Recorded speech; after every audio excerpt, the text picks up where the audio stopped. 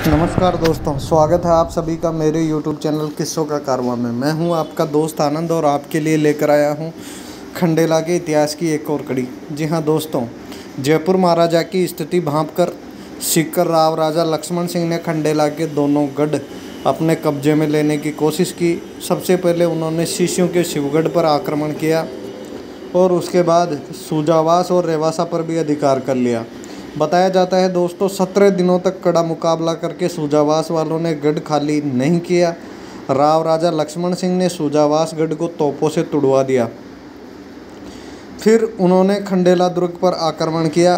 खंडेला के राजाओं की शरण स्थली, जो कि कोट सकराय दुर्ग को कहा जाता है, खंडेला के दोनों राजा वहां पे चले गए और वहां छापामार युद्ध किया जा सकता था। लेकिन छोटा पाना का राजा प्रताप सिंह का भाई हनुमंत सिंह अप्रतिम योद्धा था। जैसा कि हमने पिछली कड़ियों में भी पढ़ा, सीकर की सेना के पहुंचने से पहले ही वह आने वाले मार्ग में सेना लेकर चला गया और उसने सीकर की सेना से लगभग महीने भर तक युद्ध किया।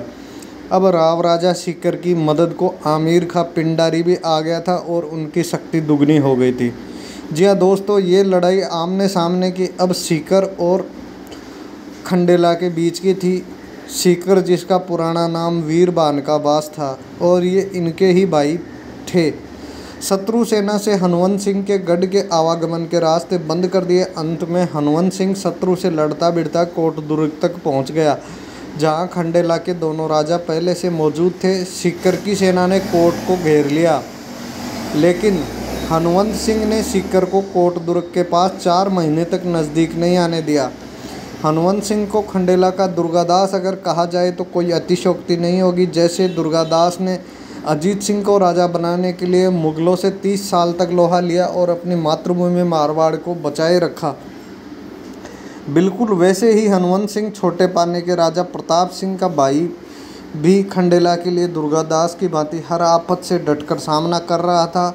वह पहले जयपुर से लड़ा, फिर नागा साधुओं से लड़ा और अंत में सीकर के राव राजा लक्ष्मण सिंह से लड़ा। वह लगातार छुपकर शत्रु पर तीर वर्षा करता रहा। एक एक कर सारी सेना को मौत की नींद सुला दी। सीकर की सेना में परडोली गांव का जालिम सिंह भी था, जो बहुत ही बड़ा वीर था। उसने तीर वर्षा का सामना करते हुए भी गढ़ की प्राचीर तक पहुंच गया और हनुमंत सिंह को द्वंद्व युद्ध के लिए ललकारा। फिर क्या था दोस्तों, दोनों योद्धा आमने सामने थे और बड़ी मशक्कत के बाद दोनों एक दूसरे से लड़ते हुए मारे गए। इतिहास में इसे दोस्तों खंडेला के युद्ध के नाम से वर्णित किया गया है। उस दिन भोजराजोत उदयपुर वालों ने कोट में भोजन सामग्री पहुंचाई और हनुमंत सिंह के अंतिम संस्कार में शामिल हुए। राव राजा ने भी 2 दिन के लिए युद्ध कार्यवाही बंद कर दी। हनुमंत सिंह की मौत के बाद भी खंडेला राजाओं ने 3 हफ्ते तक युद्ध चालू रखा और उसके बाद खाद्य सामग्री समाप्त होने पर वो किला छोड़कर चले गए। कोट दुर्ग राव राजा का हो गया। खंडेला राजाओं ने अपने ही भाई पे में झुंझुनू के पंचपाना सामंतों के साथ रहे। इसके बाद जयपुर महाराजा जगत सिंह 1818 में स्वर्ग सिधार गया, जिनसे पूरा शेखावाटी क्षेत्र परेशान था।